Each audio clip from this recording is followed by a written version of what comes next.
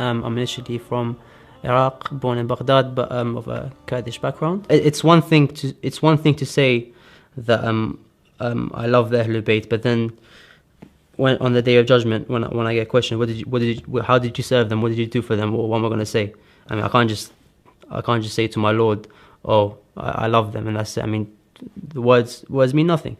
Yeah, so I guess from there, it was more of, attending majalis, commemorating these 14 individuals, be it through just reading about them, or as I said, crying for them. So it's, the narration of be happy on the days we are happy and be sad on the days that we are sad, that stuck, that remained inside me, and I've always tried to carry that with me. So it was more of a sense that, okay, I can't just blindly say I love the Ahlul Bayt and then say, what did you do about it? It made, like, I had to take it a step further, kind of thing. The first majlis that I attended would have been, I think, the martyrdom of the Prophet, peace be upon him, about probably 2 to 3 years ago, something like that. That was the first. It was quiet. It was small. It was an English majlis. I didn't know what to expect. I think my friend told me to go along. The lecture I quite liked. I loved that the lecture was talking about, akhlaq and how we should interact with others, and I loved that. And then at the end where you actually remember how, when the Prophet died, and then that's when your emotional strings are played on. I think that was different. That's something that I've never really experienced in that sense before. I've never really had that. I guess for me, it was always about, logical reasoning and breaking it down. But when it became to an emotional attachment and feeling that first emotional level, it would have been that majlis. And the first time I heard Imam Hussein's story, for example, it was just names and numbers, 72 versus thousands, whatever. Okay, it was just words on a paper at the time. There was no image painted in my head. But the first time I heard about Abdullah al-Ghali, the child, and his, what was his crime? That's the first time that I truly felt something about Ashura and Karbala, and truly this man gave everything for the religion. And if there's only 72 of them, then why should I care about the majority now? At the time, the majority of Muslims, they all opposed. There's only 72, so why should I care about the majority of the people do? As long as you have that sincere connection with your Prophet, your Ahlul Bayt, and your Allah, do your own thing. And I'm a strong believer in that, to be honest with you. It wasn't the battle at Karbala wasn't one of the first things I looked at, if I'm honest. It became later on, because I wanted to break it down in terms of order of history, and that was something that happened 50 years after the Prophet's demise.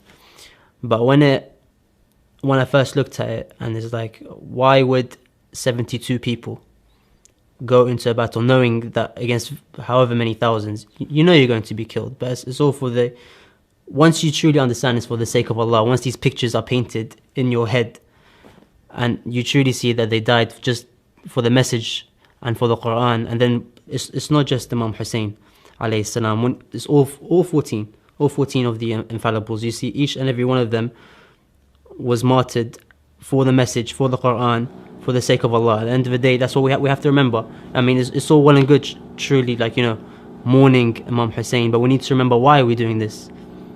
Why we're mourning Imam Hussein, we're mourning the Prophet, we're mourning the Imams, to seek nearness to Allah. And at the end of the day, that's my main question. Everything we should do, we should be to seek nearness to Allah and to better ourselves. And I think the Ahlul Bayt, alayhim salam, has definitely brought that out of me more. It's whenever I'm about to do something in my life, I would always relate it back to, to the Ahlul Bayt. What would they do? How would they act? And it's made me sort of think about my actions more. Before I was rash, stubborn, quick. I would take decisions without really thinking about them. Now I have more of a, conscience that God is watching me, and Allah, I would like to say, guided me through them.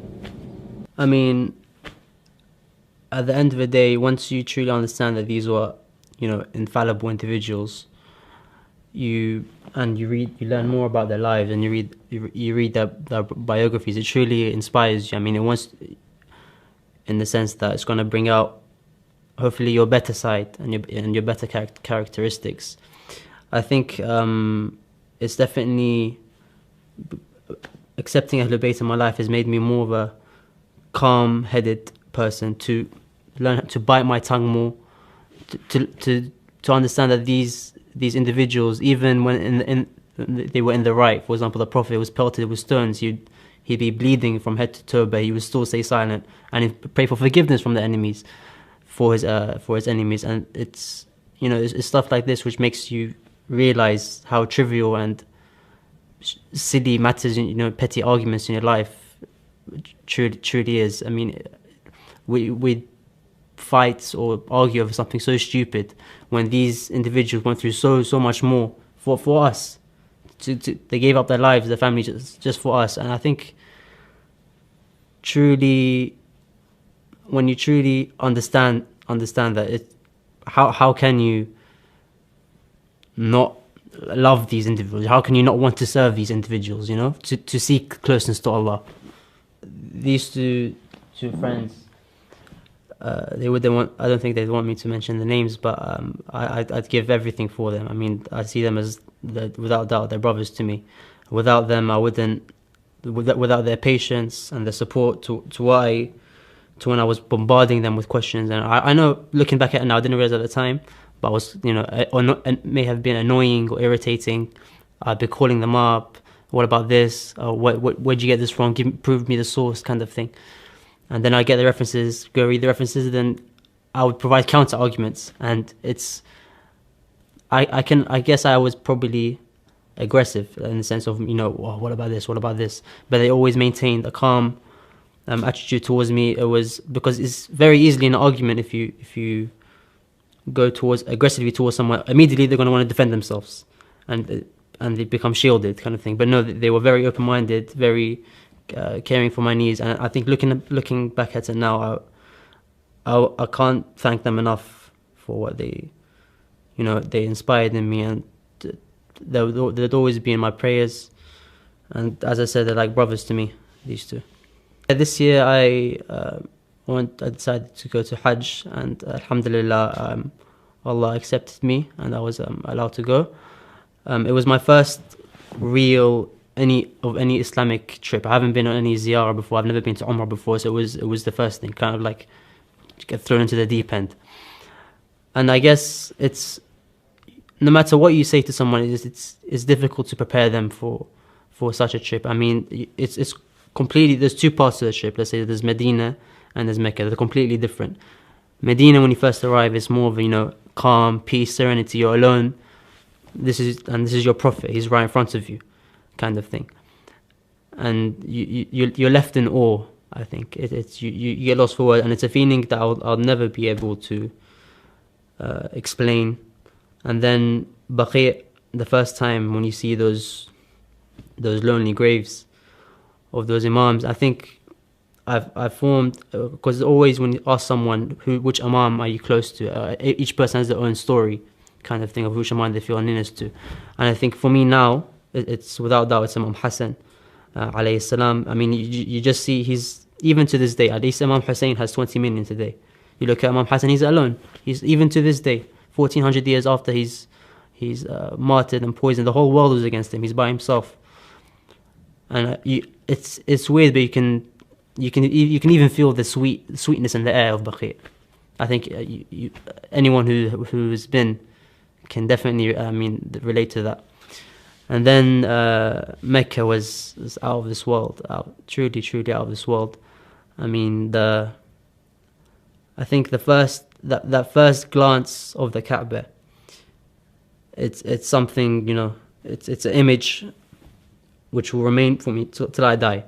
And I'm hoping I'll die picturing this image, just before I passed. But it was fantastic. And the group I went with, fortunately, it was a great group. There's a lot of people our age. The scholars and the speakers that were with us were very helping and very understanding. And I love the trip. And I would, if any future ziyaras, inshallah, if I get to attend Iraq, come even close to this, then I can't wait.